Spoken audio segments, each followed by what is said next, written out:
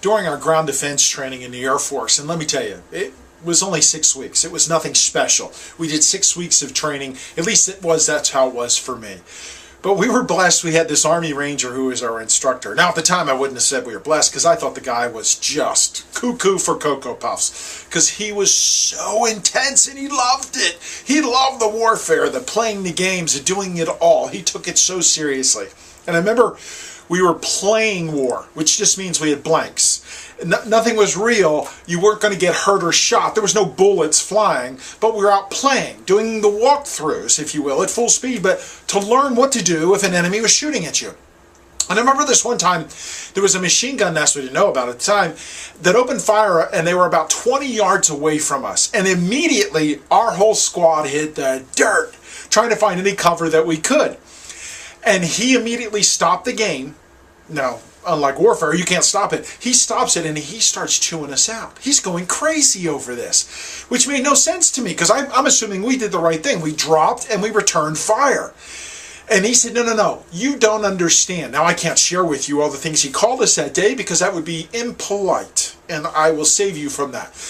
But here's the point that he made. He said, look, if you're in a close-in ambush, you have one choice. You must charge. You've got to make a decision right now and charge it because you're too close. There's no time for cover. You're going to get slaughtered. You have nothing to lose by charging it. There's going to be a lot of people that are going to pay a price for it, but you'll overrun that bunker and you'll take it over. He said, now, if it's a long-distance ambush, meaning far away, a sniper fire, he goes, then you take cover and you recon. You get more information to make a decision, at least a better decision. You don't have to make it as quick, but you're still going to have to make it pretty quick because that sniper fire is going to call in reinforcements to flank your position and get around the sides of you.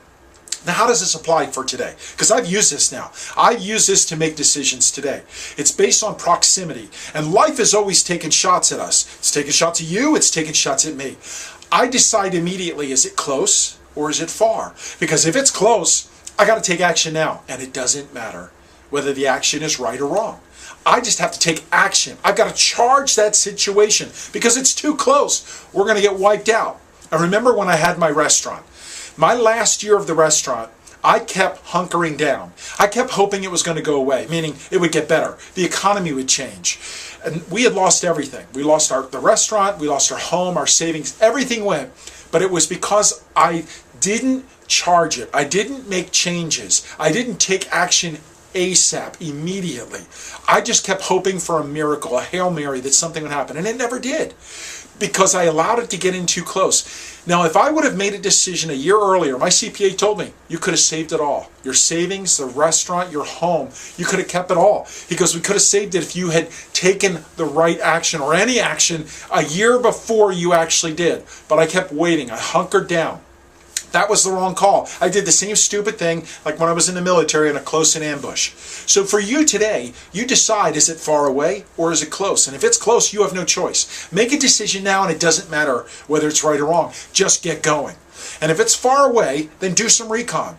But do it quickly because that gunfire that's far away or that challenge that you think is far away, it's going to be close and on top of you before you know it. In today's world, stuff is changing by the day.